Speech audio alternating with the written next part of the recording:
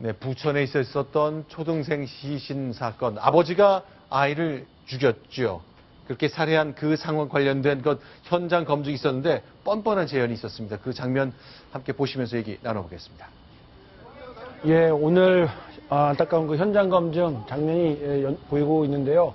모두 4곳에서 진행이 됐습니다. 현재 살고 있는 집, 그리고 처음 아이가 희생됐던 옛날 살던 집, 그리고 시신 일부를 훼손했던 공공화장실과 시신이 또다시 유기됐던 지인의 집까지 모두 4군데에서 진행이 됐는데요. 많은 주민들이 울분을 토로했지만 정말 태연하게 당시의 범행을 두 부부가 재현해서 주변의 분노를 샀습니다. 시신의 일부를 유기했던 그 공공화장실의 장면입니다. 자, 그러면요, 손수 변호사. 네. 4년 전입니다. 3년 몇 달 전인데 2012년 11월 그 아들한테 벌어졌던 끔찍한 일들 좀 정리해 주시죠. 네, 일단 그 A군 아버지의 그런 그 진술에 의한 그 정리입니다. 우선 그 7일에 이제 아버지가 처음에는 그 씻기 싫어하는 아이를 씻어주기 위해서 목욕탕으로 끌고 가다가 사망했다라고 쓰러졌다라고 했는데요. 그게 아니라 2시간 동안 병폭행을 했다라고 실토를 했습니다. 네. 그리고 그 다음 날 A군이 사망을 했고요. 네. 굉장히 충격적인 것은 그 다음 날이죠. 아들이 사망해 있는데 그 상황에서 아버지와 어머니가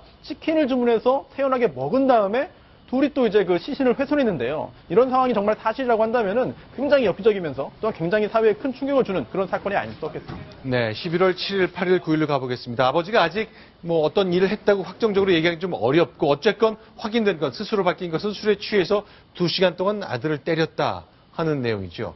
결국 다음날 김군은 사망이 이렇게 된 겁니다. 실제로 기자들이 이 현장 검증에 나온 부모를 만났습니다. 그리고 질문을 던졌습니다. 이들은 어떤 답을 내놓았을까요? 아들한테 왜 그러셨습니까? 치킨을 왜 드셨어요? 나는 내 몸이 지금 심장이 막 뛰어. 어떻게 새끼 하나 웅덩이 하나 때리기도 아까운데 훼손을 해, 자석을 갖다가. 그럼 얼굴 좀 내가 봐서 좀 때리면 안 될까? 얼굴 좀. 자, 본인 주장을 보면요. 아버지가 내가 술에 취했다. 그래서 2시간 정도 아들을 때렸다. 이렇게 얘기했습니다. 술을 마신다 하면 좀 다른 겁니까? 처벌 기준에 영향을 주나요? 네, 영향이 있습니다. 왜냐하면 이제 형법상에 그 심신장애인이라는 규정이 있는데요. 그 살이 분별력이 전혀 없는 심실 상태에 있어서는 벌할 수가 없고요. 또 술 등을 마셔서 심신이 미약한 상태, 즉 살이 분별이나 판단력이 좀 부족한 상태에 있으면은 형을 감경한다라고 되어 있습니다. 그래서 이번 사건의 경우에도 술을 마셔서 어떠한 그 심신 미약 상태에서 범행을 했다면 형량이 감경될 가능성이 있겠고요. 또한 그 굉장히 안타까운 더 과거에 있었던 사건인데 조두순 사건의 경우에도 징역 12년형이 확정이 됐습니다. 그런데 그 당시에도 술을 마시고 범행을 했기 때문에 징역 12년으로 이제 감경이 돼가지고 확정이 됐고 그러다 보니까 피해자가 20세가 될 때 출소하게 되거든요. 따라서 술에 취한 경우에 과연 심신미약으로 봐서 형량을 감경하는 것이 맞느냐라는 논란이 계속되고 있습니다. 자, 그러면요. 이 어머니도 굉장히 궁금합니다. 이제 부모가 전부 다 그 현장에 있었던 건데 어머니는 오빠와 여동생이 있는 두 일남 일녀 가운데 여동생을 유난히 편애했던 것 같죠? 그렇습니다. 어제 그 부천 언미경찰서에서 가족들 면회를 했는데요. 그 면회하는 과정에서 미안하다는 이야기는 하기는 했습니다만 지금 남은 딸은 내가 키우고 싶다. 딸을 돌봐달라라는 절절한 부탁을 했다고 합니다. 하지만 이게 전부였고 이 숨진 자기의 아들, 자기가 시신을 훼손한 그 아들에 대해서는 정말 미안하다거나 잘못한 뉘우치는 이런 언급은 전혀 없이 오로지 딸에 대한 이야기만 계속적으로 반복해서 했다고 합니다. 자, 이 어머니 한치성을 가진 이 여성인데 자, 어제 유치장에서 면회를 했어요. 자기의 친언니와 친정 어머니를 만났는데 힘들다, 도와달라, 딸은 내가 꼭 키우겠다, 딸을 만나고 싶다. 내가 만약 여기서 당장 나오지 못하더라도 내 딸 아이만큼은 꼭 돌봐달라. 뭔가 왜곡된 의식을 갖고 있다는 느낌을 좀 갖게 합니다. 물론 자기 자식, 남은 자식이라도 잘 키워보겠다라는 어떤 모정으로 이해할 수도 있겠습니다만 지금 자신이 어떤 처지에 있고 자신의 딸은 어떤 상태에 놓여 있는지를 제대로 분간하지 못하는 그런 전형적인 어떤 장애가 있지 않나 싶을 정도입니다.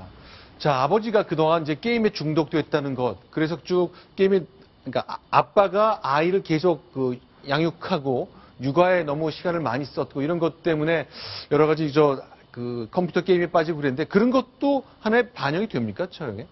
실제 형벌을 매길 때. 실제로 당시에 그 구체적인 모든 정황을 봐서 형량이 결정되게 되는데요. 조금 네. 전에 말씀하신 그런 점은 사실은 그 형량을 감경할 수 있는 그런 참작 사유라기보다는 오히려 그동안의 아동에 대해서 학대를 했다는 점에 대한 증거로 활용될 수가 있습니다. 네. 따라서 물론 지금까지의 경우에 있어서는 판결을 함에 있어서 피고인에 대해서 여러 가지 유리한 점들을 찾아서 변호를 하고 또 그에 대해서 또 형량도 결정되었습니다만 이처럼 극악무도한 행위를 한 범죄에 있어서는 피고인의 인권도 중요하겠습니다만 형량을 엄정하게 매겨서 정당한 처벌을 하는 것이 재범도 맞고 이런 고인에 대한 그런 명분도 비는 그런 행위가 아닐까 생각됩니다.